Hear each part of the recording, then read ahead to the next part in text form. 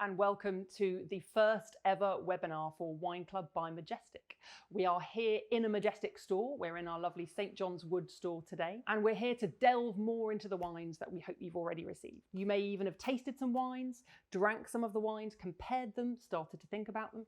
So we're here just to dig a little bit deeper into the bottle. You may have already read the brochures that came with your case, found out more about the producers, maybe gone online to hear from the producers themselves with their tasting notes, maybe tried some of the recipes as well. We really hope you enjoy tasting along with us. If you're watching on Facebook Live, get in touch. Please leave your comments, your questions in the chat. Or if you're watching on YouTube afterwards, please post on the group and we'll get back to as many as we can. I'm here today with some of the team from Majestic behind the Wine Club just to talk through a bit more about the wines, learn a bit more about the regions, why we chose the wines to go in this case as well.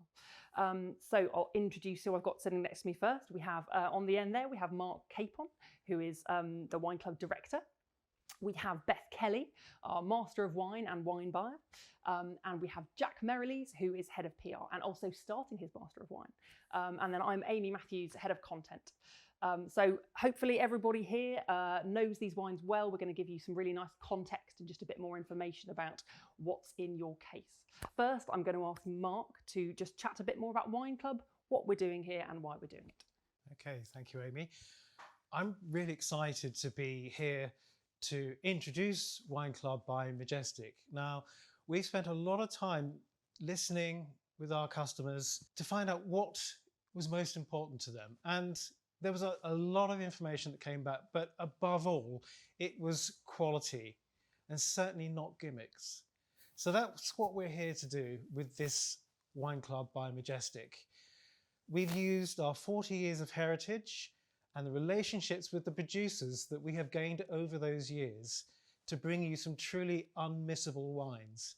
Each one of those has been expertly curated by our Masters of Wine. So thank you, Beth. And we think that every single bottle deserves its place in the case.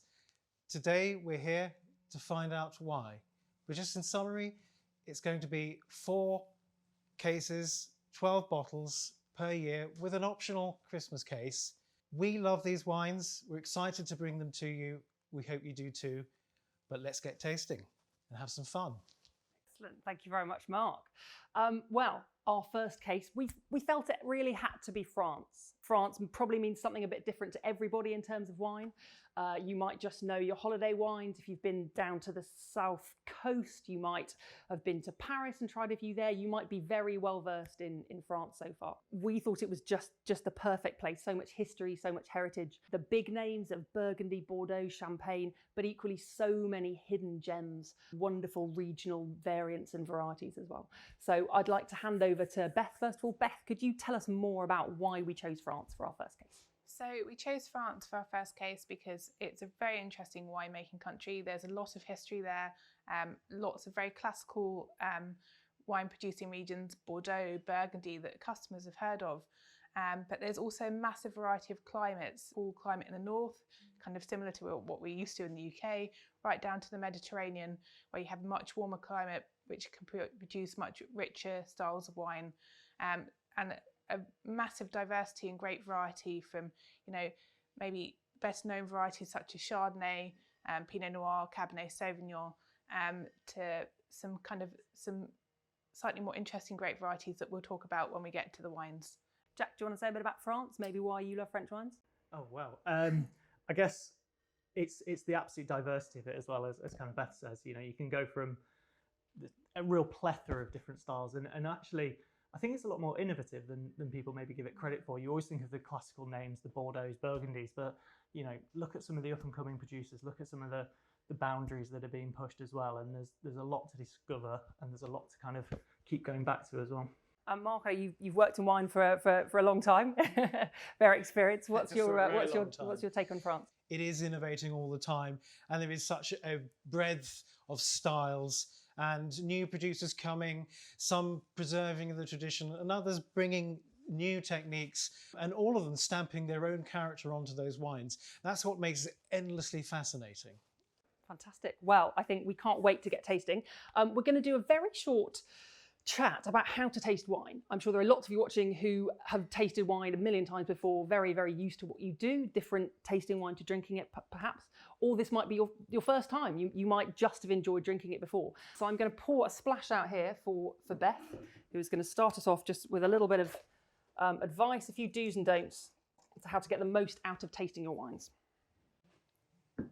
So most of my friends like going straight to have a drink from the glass. But tasting wine, I'd normally start by looking at the wine, so looking at the appearance against a white background, so you don't have anything that can change the colour. You can just get a sheet of paper if you have lots of patterns on your table, etc. You'd expect a lot of the white wines that are in the case to be kind of a pale kind of lemon colour. This is quite common in kind of younger wines. They can get a lot more golden, deeper coloured as they age in the bottle, or maybe if they've been aged in cask at the producer. Moving on, if we have a smell, so if you give it a good swirl around in your glass, this is to help. If you haven't done swirling before, you can start on the table. I think Yes. it can. It's not so dangerous with white wine, but red wine particularly, you might not want it to end up on your carpet. So if you haven't swirled before, you put it down on the table and just give it a bit of a circular motion like that, just to get the air in. Also, I can be quite enthusiastic in my swirling, and it can kind of come out the glass. Indeed. So you're swirling it to get extra oxygen into the glass to really open up those aromas. So then you get to have a lovely sniff, and this is one of my favourite parts of tasting wine.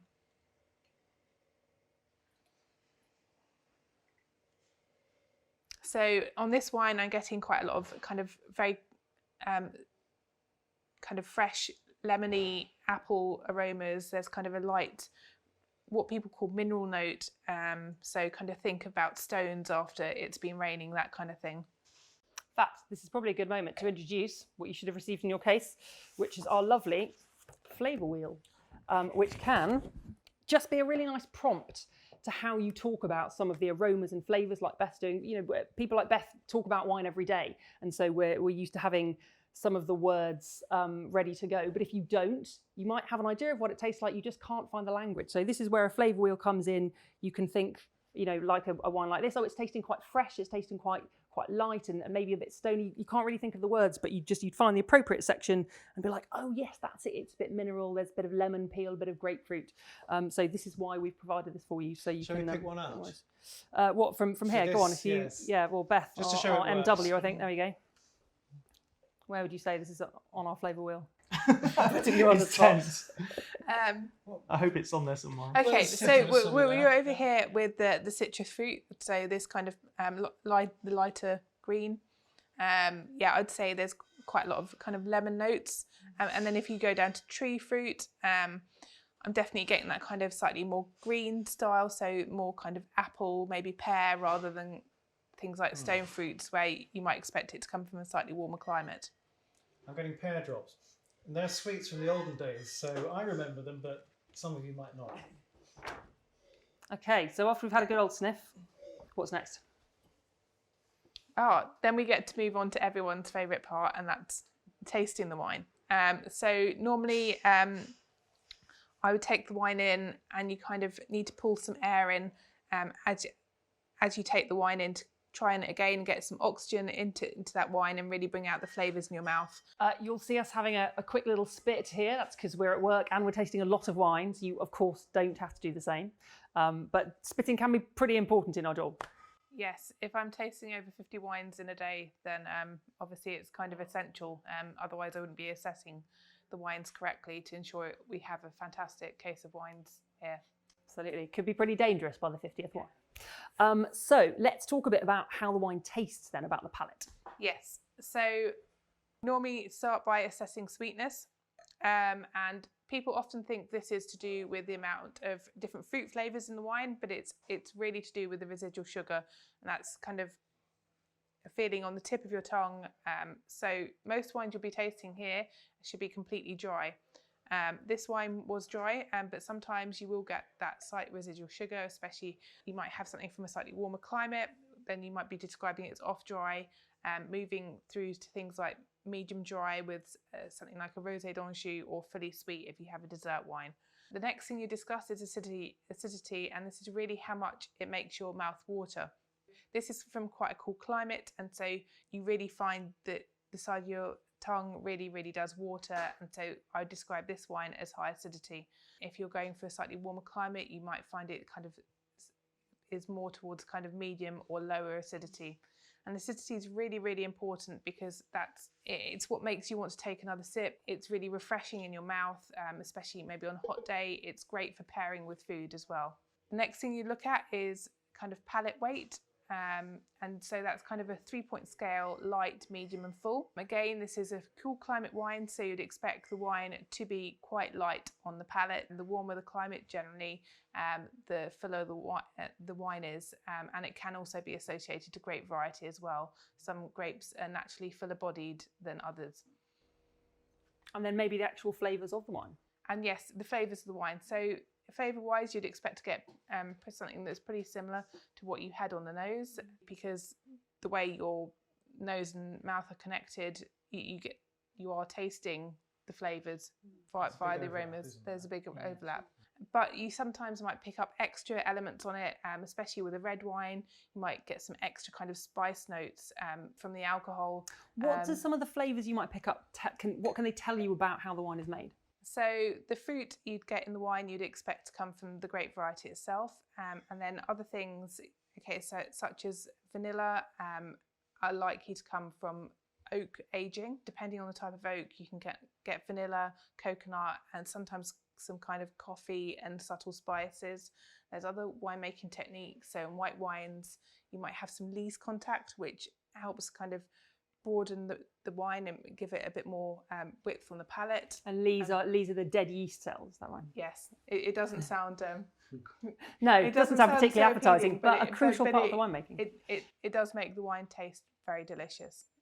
Yeah. And you've got malolactic fermentation as well. Yes, malolactic fermentation, which kind of changes the style of the acidity and makes it feel slightly softer. You find that more on things like Chardonnay. That can also kind of bring kind of creamy kind of flavours and texture. Yeah. Sure. I think it's really important when you're tasting a wine like this, you actually, those flavours are in there for a reason. This isn't, it doesn't just magically appear in the glass. So there are chemical compounds that you find in oak or in different fermentations. You use different yeasts, and winemakers are always trying to get to that point. So when you're tasting wines, you're kind of going backwards from that winemaker and trying to kind of unlock what they have put in the glass, and that's how you kind of come to really appreciate wine in the way that people like Beth do so well. Absolutely. I guess there's a balance for the winemaker in terms of expressing the environment, or what's called the terroir, and then stamping their own identity onto it as well when they're making the wine, and that's why a wine from the same region can taste different, sometimes quite radically, sometimes subtly. But that's again what makes it so interesting. Absolutely, yeah, great point. Okay, we're going to talk a little bit about food and wine matching now as well. We'll mention this as we go through the wines, but just touch a little bit on the ideas behind food and wine matching. There are some theories behind it. I think there are sort of three main approaches. Essentially, you're either looking to match what is in your wine, so the flavours, the characteristics, directly with similar flavours and characteristics of the food, or you're looking to completely contrast. So you might say, take a very sort of rich and creamy dish, and you might want a very fresh and zippy wine to cut through those flavours. But also the third really important factor for me is that you have to find what works for you. You can follow all the rules and regulations of food and wine matching, but really if you try something that's a bit unusual, you try a wine you love, you try a dish you really love, and that works for you, that's really important as well. So just keep trying things out. How do you guys approach this? Yeah, I've always had a bit of a golden rule with it as well, which is, it is definitely about personal interpretation, but a good match, the wine will taste better and the food will taste better.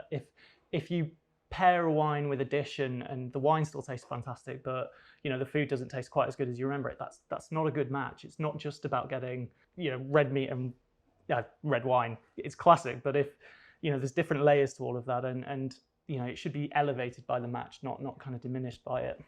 So we're going to kick off with a couple of Sauvignon Blancs, starting with this, our Puy Fumé from Domaine de Rabichat. Okay, so Puy Fumé is the name of the region the wine comes from. It's in the Loire Valley. Very much, it's at the far end of the Loire Valley. So the Loire Valley goes from the coast at the Atlantic into central France. And so this is much more in that kind of central area. So Pouilly-Fumé is a region, and a lot of wines from France don't have the grape variety on the label. And so this is a Sauvignon Blanc, so a grape variety that most people are well aware of because of regions like Marlborough in New Zealand. But this is a very different style from you'd expect there. Loire Valley's a lot cooler in climate, so you expect much more kind of citrus-led wines rather than the big kind of passion fruit styles, and very crisp and very fresh.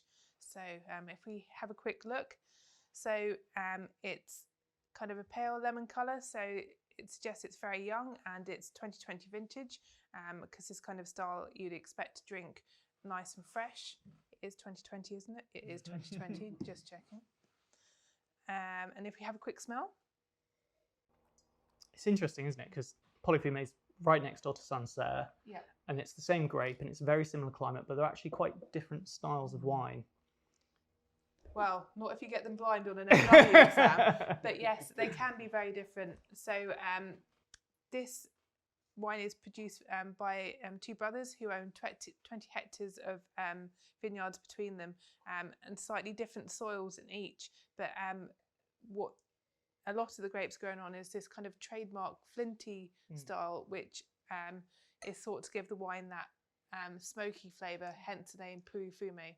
Yeah, Meaning precisely. smoked, indeed. I mean, it is quite full on the palate, though, isn't it? What sorts of flavours can we expect to taste? So I think you get that citrus character.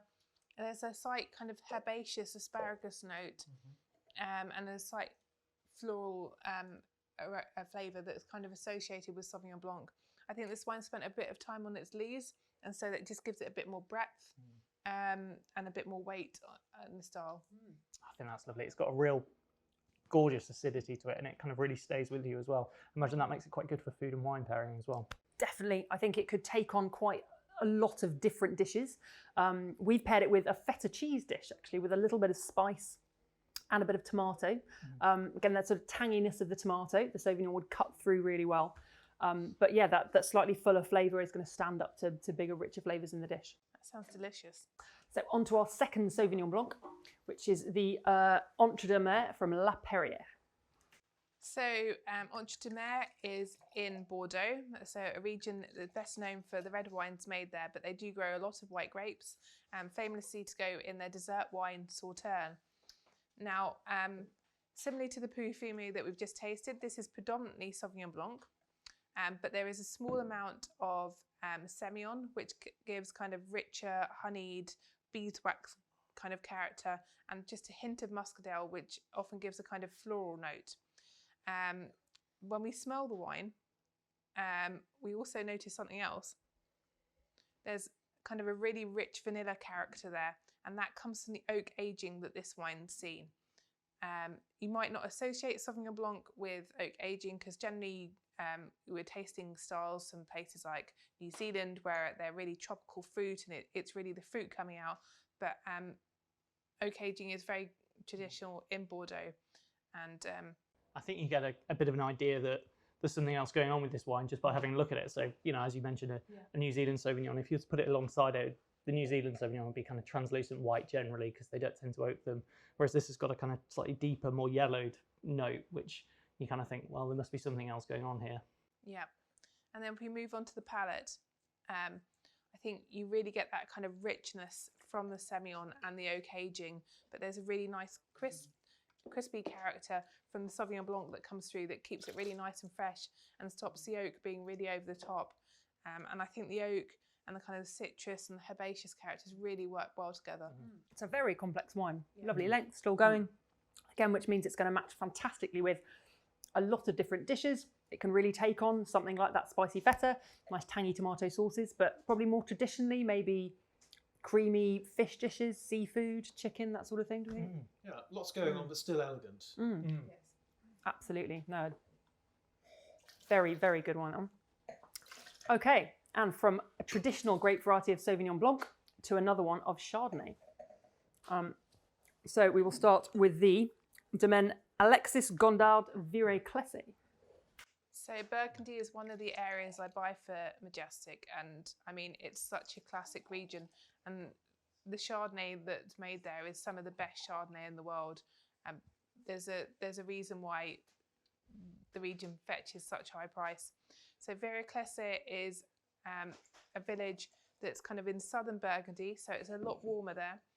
And the producer here, Alexis, is a really young up-and-coming winemaker. He's just turned 26, which makes me feel hopelessly old.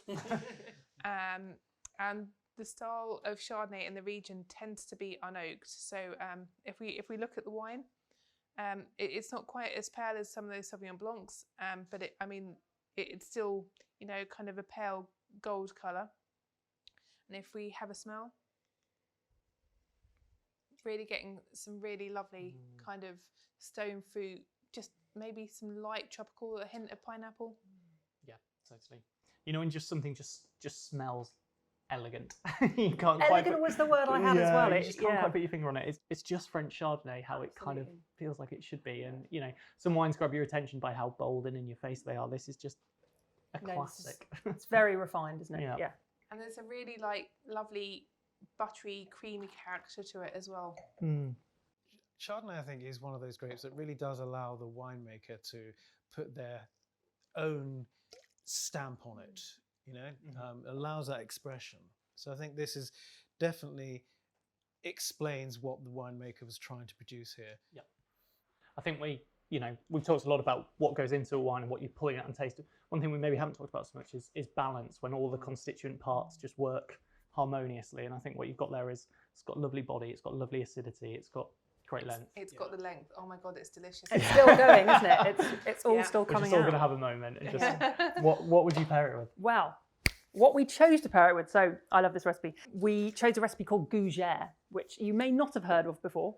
It's essentially, well, I think anyone in the wine trade probably has heard of it, because when you go to wineries in this region, they will often serve you gougère around here, particularly around Chablis, Champagne. I haven't heard of it. Oh, I'm sorry, Jack. Well, we must make some. And, Don't get invited on this.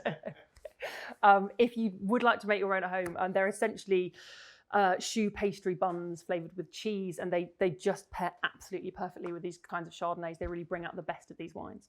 But of course, it's being a complex, delicious, nice lengthy wine, like we were saying, it will pair with a wide variety of things: creamy sauces, buttery roast chicken, maybe richer fish, salmon, something like that would pair brilliantly. I think this is a wine that is crying out for food. Length is still going. Yeah, absolutely. Still there. Okay, so then next to it, we have another Chardonnay from different part of France, the Le Pinacle Chardonnay from Domaine Sainte-Rose.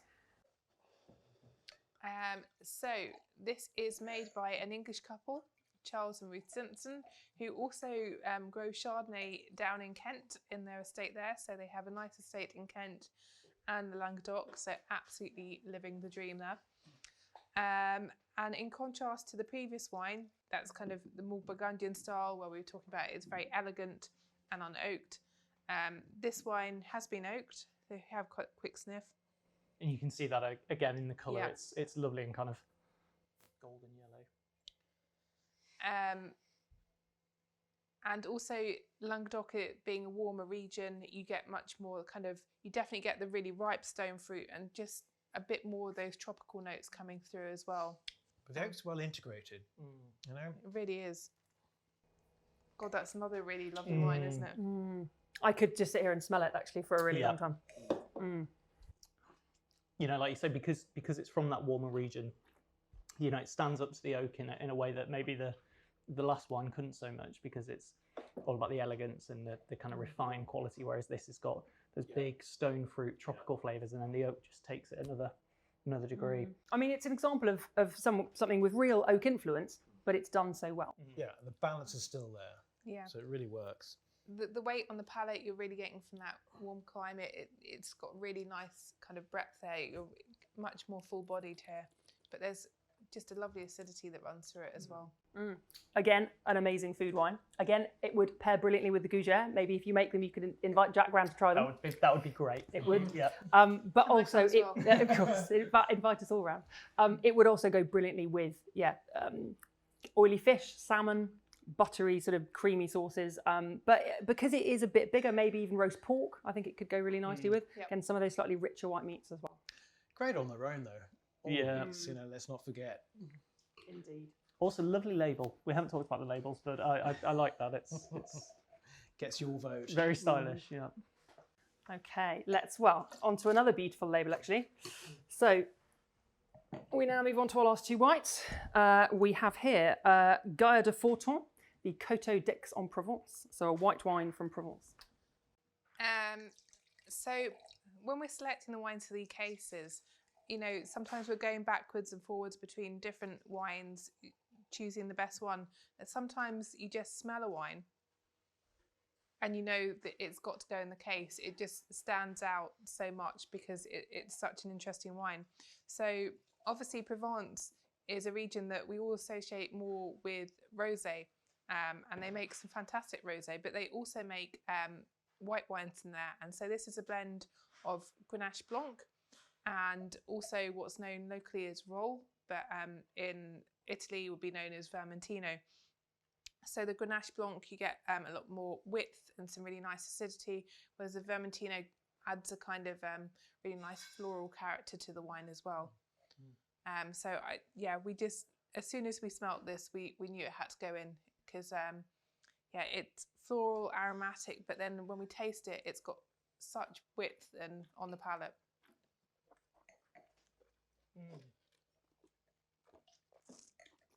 Oh, that's super interesting.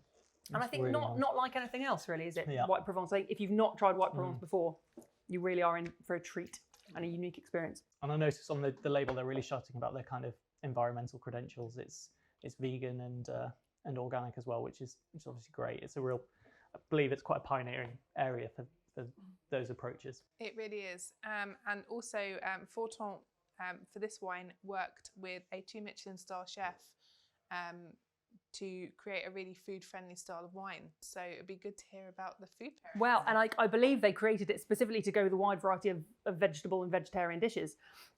We have, of course, chosen to partner it with pork as an alternative, but I think that just shows the versatility of the wine. It would be beautiful with asparagus, with grilled courgette, but also, pork with peaches. That's going to bring out the richer, riper, rounder elements of the wine, which I think are standing out really nicely. Okay. On to our very last then. We have the Domaine de Tix, Cuvée des Grands Points. So again, it's southern France, the kind of Mediterranean, really warm climate, which gives the wine lots of kind of richness and brings the fruit out. But also here they've used Viognier, which you expect to have really kind of stone fruit character, really peachy, and lots of breadth naturally on the wine anyway.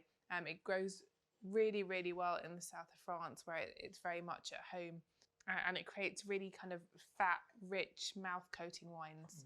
So I think this is really interesting grape, isn't it? Because it's it's on the verge of extinction not so long ago, and it's become so fashionable. And it's this style of kind of slightly unctuous, full-bodied wines that are really doing it. And so for this, I think they've picked 3 different parcels of Viognier, which kind of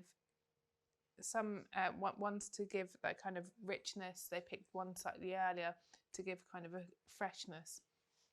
So it's rich, but again, they've used a component to stop it being over the top and to really keep it approachable. A very deliberate style and a good example of the artistry that goes into making wine. Because it's quite a punchy 13.5% as well, but it doesn't feel it. It's very kind of balanced and delicate and gorgeous. Sure. I think this one is another one we've paired with pork. For me, Viognier and pork is that natural match again, because you have those apricot and peach flavours naturally in the grape. They go very well with a lovely roast meat like pork. But again, I think, as you say, it's big, but it's balanced. So it would pair pretty well with a lot of things, creamy cheeses, a lot of vegetable dishes. Beautiful. And again, that length that just keeps going. It's real hallmark of quality on it. Yeah, that's a lovely one to round out our whites. Okay, we're going to move on to our red wines, which we're going to taste again from lighter through to fuller. Might be a slightly different order that they appear in the brochure. But we will start off with our Côte de Brouilly from Pardonnay Fils. So Côte de Brouilly is one of the crus, and cru is basically the local word for, well, village. It's the appellation the wine is from in Beaujolais. So like you'd expect from a standard Beaujolais or Beaujolais Village, it's made from the Gamay grape variety, which if we have a look at the wine, it's kind of pale. It's a thinner skinned grape variety, so the wine is slightly pale in colour, and that is partly down to the winemaking technique as well.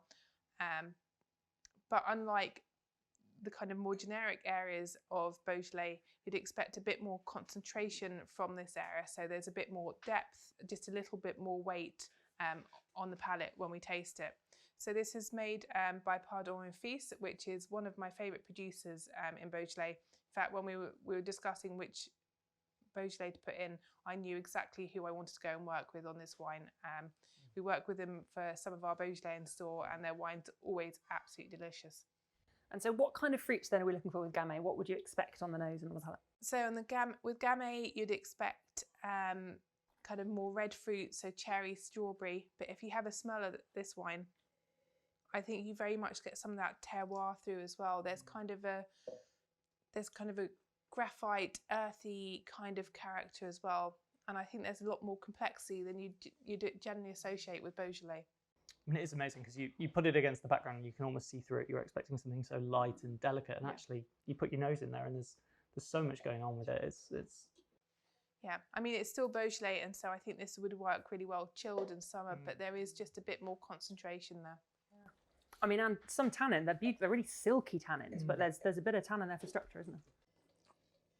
So more of a food wine than what people might typically associate with a Beaujolais, do you think? Yeah, I think especially on the palate, you definitely get that earthiness and a bit of spice coming through. It's not just about pure ripe fruit. There is fruit as well, but yeah, there's definitely complexity. So what would you pair it with, do you think? I think really this is a Beaujolais, like you say, that could stand up actually to some bigger dishes, maybe slightly spicier dishes. We've gone for a roast chicken because I do think there are some red wines that go brilliantly with roast chicken, and I'd say Beaujolais, particularly really, really good Beaujolais like this Côte de Brouilly, would be one of them. I know it's way too early to think about this. Are you going to mention the C word, Jack? Yeah, I'm going to mention it. But Beaujolais is one of my little hidden tips for Christmas dinner. I think it goes a great turkey match, absolutely. Yeah. Which is strange because it's so full of summer fruits. You just think it belongs, you know, in August and July, but actually it goes wonderfully. There we go. Beaujolais is for life, not just for summer. Lovely. Right. Moving on then to our second, still at the slightly lighter end. We have the Abbots and Delaunay METAYAGE Pinot Noir. So Pinot Noir, but we went for southern France rather than Burgundy. But this producer has a long family history in Burgundy. In fact, we sell some of the wines from the Delaunay family in the main range. But for this, we just found that the Pinot Noirs in the south of France would just give you much better value at this price point. So if we have a look at this wine again, it's very pale. So Pinot Noir is a kind of lighter, pale-skinned grape variety. So it gives kind of paler wines. And similarly to the previous wine, you get lots of red fruit on the nose. But I think here, the fruit's quite ripe compared to maybe what you'd expect, but it's kind of more herbaceous in Burgundy. So you're really seeing the effects of that slightly warmer climate down south. You really are, yeah. I mean, it smells incredible. I guess that's the benefit of going kind of southern France rather than Burgundy. Red Burgundy, Pinot Noir is some of the most expensive wines in the world, or the most expensive wine in the world. And so when you look a little bit further afield for it, you get amazing value like this. It's a tricky grape to grow, isn't it, Pinot Noir? They've done really well here. It's very fickle, but obviously they're used to growing Pinot Noir in Burgundy. So the family is an absolute expert on Pinot Noir. And I just think that kind of southern sun has really brought out something to Pinot Noir. You've still got the really nice fresh acidity on the palate that you'd expect from Pinot Noir, And again, a great red wine. I think really classic match for roast chicken. I always really like it with mushrooms. Actually. Oh yes. I think you get those kind of savoury notes, and sometimes in the wine as well. Yeah. Makes a really interesting pair. Yeah, definitely. Then moving on, we are now moving to Bordeaux for the Chateau Le Vieux-Fort Medoc. So, this is a very classical style of Bordeaux.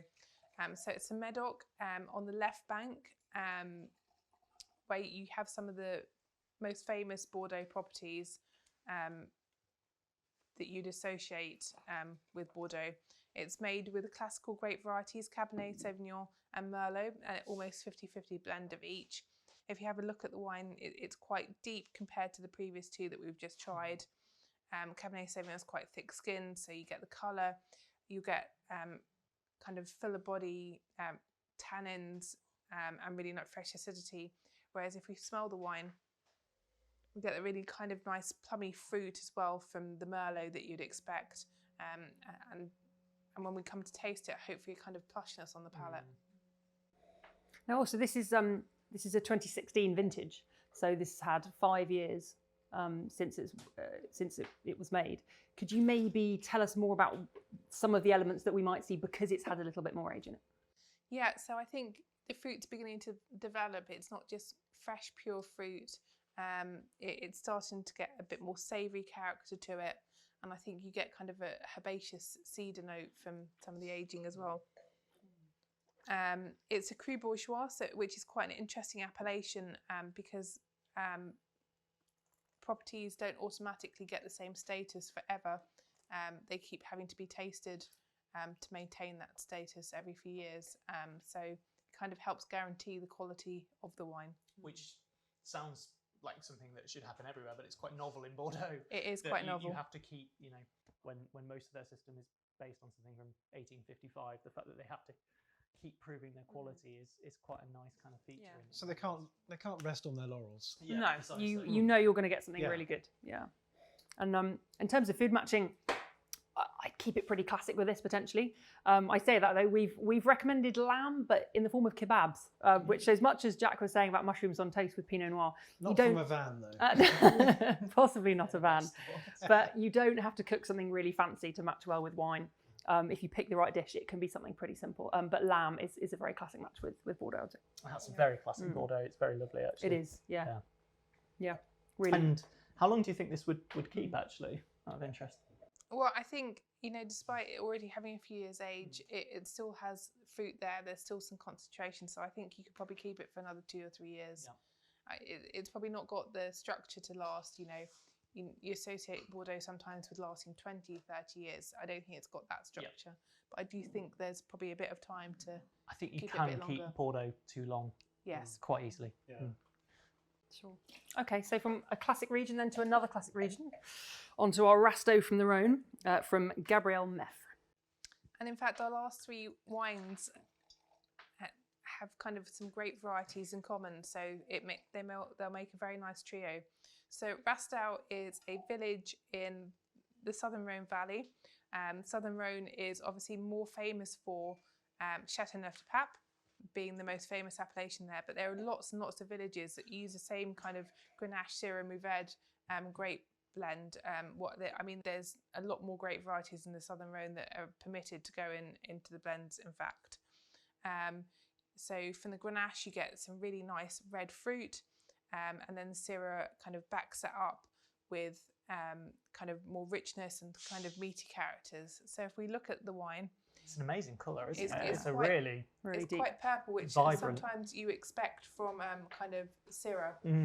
Very deep. Oh. So as we move on to these grapes then, what kind of notes are we looking at for on the palate?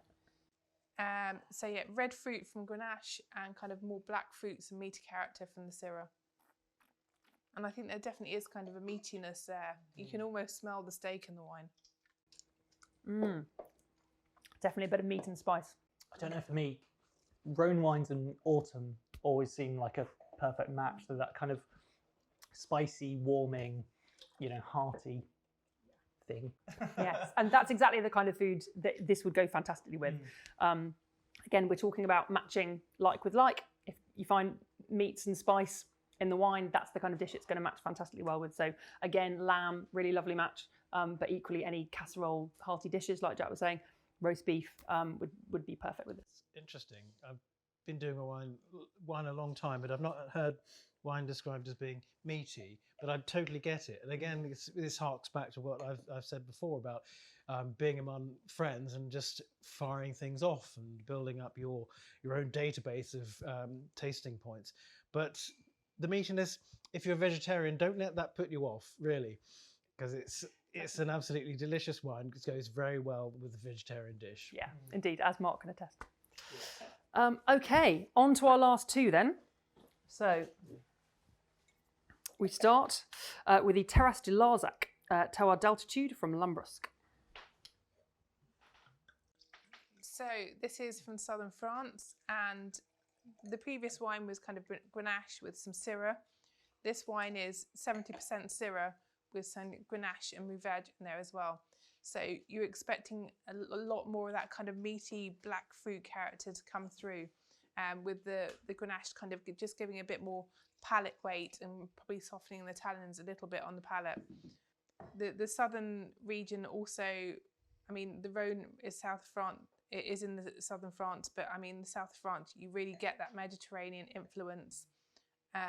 Though the vineyard is close to a river, so there's a really nice cooling influence to the wine as well, which when we get to the palate, you'll see you've got that really nice palate weight, but fresh acidity as well. Inky colour. Yeah, I mean, you can really see the influence of the Syrah there. That's pretty, can't really see anything through that at all. It's got that lovely kind of herbaceous, dried kind of thyme note to it as well, which I always think is just so evocative of the south of France. It really stands out. And Syrah often has this black pepper note, which I think really comes through on the palate there. There's a real spiciness on the finish, and I think a combination of those herbs and spice make this a really, really good food-friendly wine. Definitely. I mean, yeah, with a wine this dark and rich and spicy, we had to go for beef. I think we've recommended a really juicy steak with some herbs and garlic. I think, you know, again, matching with the thyme, with the southern French herbs that you might find in the wine, stick them in with your steak as well. It's the perfect pairing. Okay, on to our last red. Another great big wine from South France. We have the Castel d'Agly Marie Sec. So this is Grenache, but it's 100% Grenache. Marie is a region that's best known for fortified wines. So they make a style of wine called Vin du Naturel, which is made in a similar way to porters, but not usually so high alcohol. So it's a sweet fortified wine. So here, instead of making the sweet style, they've actually made just a normal red wine, which is why it says sec on the label, because they're better known for their sweet wines. And sec means dry. Yes. And so, this is an organic and biodynamic producer, isn't it? It is. I don't know how much you know about biodynamics, but it's kind of thought of as a kind of super organic. My husband usually think it's a little bit kind of hippie style winemaking, but producers have to really work with the vineyards that they have. There are very special treatments they can use. There's a lot less spraying than even allowed in organic, so it's really working with nature. And I think if you compare it to humans, it's like people taking probiotics. It's about strengthening the vine so that they don't get the diseases. It usually means that there's lower yields, and so the wines that follow are really, really concentrated. I think it's a really interesting point because, you know, from my studies and things as well, it's a quite a contentious issue how much it affects the wine, and I think it's an interesting debate whether or not the cycles of the moon and everything else, you know, have an influence. But what you can tell is they really care about making this wine, and no matter what practices they're following, when you care that much, it shows, and this smells amazing. Whatever you think about that kind of winemaking, it makes for a very good story. Yes. Yep. And it's also got 92 Parker points, if you're interested in that, as they say very proudly on the label. So that's also nice. I mean, it's the darkest of dark flavours, isn't it? It's really so black fruit. concentrated. Oh, that's lovely. You can see we're all chewing away on the tannins. There's some big tannins here, which again means that it's going to stand up to meat. Tannins do actually combine with the proteins of red meat to match each other perfectly. It's not just myth that big wines go with red meats. There really is science behind it. I'd definitely say that's one that needs to open up a bit as well and get that decanted. Yeah. Sure. But I mean, it still tastes amazing now, but I think it will really... Good chewy wine though. Chewy, as you can see. Absolutely. Very good thing. Lovely length, excellent chew. Well, a very good end to our red wines. That brings us to the end of this case. If you've enjoyed them, please go online, comment, let us know what you think on our Facebook group. Please have a look at the brochures, the tasting notes, go online to the content site. You'll be able to find all the producers themselves telling you all about the wines. So thank you so much for joining us. And again, we hope to see you next time at Wine Club by Majestic.